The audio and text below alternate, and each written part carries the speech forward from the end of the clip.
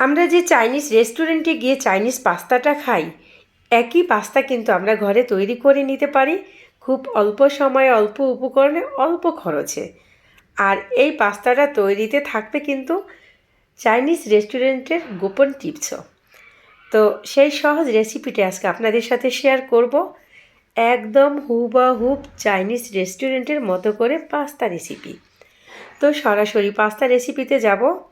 এখানে আমি পর্যাপ্ত পানি দিয়ে দিয়েছি আর এখন 2 চামচ লবণ দিয়ে দিচ্ছি। আর আমি এখানে যে পাস্তাটা নিয়েছি 3 পদের পাস্তা নিয়েছি। তো পাস্তাটা আমি এখন সিদ্ধ করব। আর পাস্তার গায়ে কিন্তু লেখা থাকে কয় মিনিট সিদ্ধ করে নিতে হয়। তারপর আমি বলে দিচ্ছি 8 থেকে 10 মিনিট পাস্তাটা সিদ্ধ করে নেব।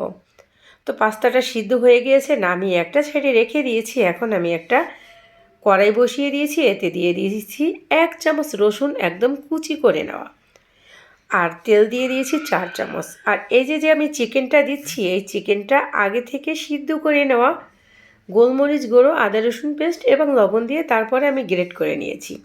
তো সেই চিকেন আমি রসুনের সাথে দিয়ে 2 মিনিটের মতো ভেজে নিয়েছি। এরপরে দিয়ে দিয়েছি হাফ কাপ গাজর কুচি, আর এখন দিব হাফ কাপ টমেটো কুচি, ক্যাপসিকাম কুচি, এবং একই সাথে 1 কাপ পেঁয়াজটা আমি কীভাবে দিয়েছি দেখে বুঝে নিতে হবে। আর এই সব কিছুর জন্য এখন লবণ দিয়ে দিয়েছি, তারপরে সাদা কালো গোলমরিচ, চিলি ফ্লেক্স দিয়ে দিচ্ছি।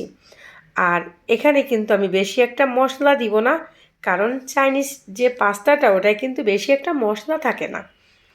তো এটাই আমার উপকরণ এখন দিয়ে। আর এখানে কিন্তু আমি কাঁচামরিচ দিয়েছি 4 থেকে 5টা। এখন সব জিনিসগুলো ভেজে নিয়ে একটা সাইডে নিয়েছি। এখন ডিমটা আমি একটা সাইডে ভেজে নিচ্ছি। এভাবে যদি ডিমটা ভেজে নিয়ে এই পাস্তাটা রান্না করেন, অনেক টেস্টি হয় আর খুব সুন্দর একটা ঘেরানো আসে। তো ডিমটা এখন সম্পূর্ণ সবজির সাথে আমি মিশিয়ে দিচ্ছি। আর এই যে সবজিগুলো, এটা একটু ক্রাঞ্চি ভাব রাখবো। তো তারপরে আমি এখানে বড় সাইজের একটা টমেটো কুচি করে দিয়ে দিচ্ছি। এটাও ভেজে নিয়েছি 2 মিনিটের মতো। তারপরে ওই যে আগে থেকে সিদ্ধ করে নেওয়া পাস্তাটা, এটা আমি এখন দিয়ে দিচ্ছি। দিয়ে একদম নাড়াচাড়া করে নেব ঠিক 3 মিনিটের মতো। বেশি এ পর্যায়ে রান্না করা যাবে না। তো আমি টমেটো দিয়ে দিয়েছি এখানে 4 চামচ এবং মেয়োনিজ দিব 4 চামচের মতো। তো দুইটা জিনিস সুন্দর করে মিশিয়ে নেওয়ার পরেই হয়ে যাবে আমার পাস্তা। এভাবে একবার হলেও পাস্তাটা রান্না করে দেখতে পারেন। মেয়োনিজটা টোটালি অপশনাল, হাতের কাছে থাকলে দিবেন, নয়তো না। তবে যদি দেন টেস্টটা একটু বেশিই আসবে। তো আমি 2 থেকে 3 মিনিট রান্না করার পরে নামিয়ে নেব। এটা দেখতে যেরকম সুস্বাদু, বিশ্বাস করেন আপুরা, খেতে সেই স্বাদ। আর কতটা লোভনীয় হয়েছে।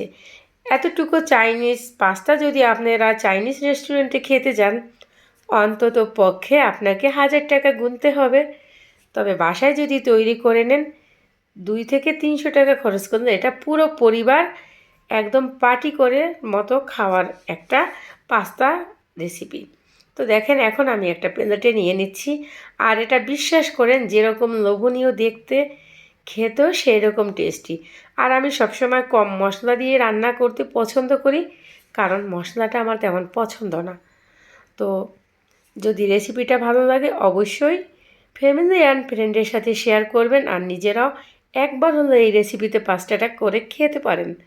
এটা খুবই সুস্বাদু, বড় থেকে ছোট সবাই পছন্দ করবে।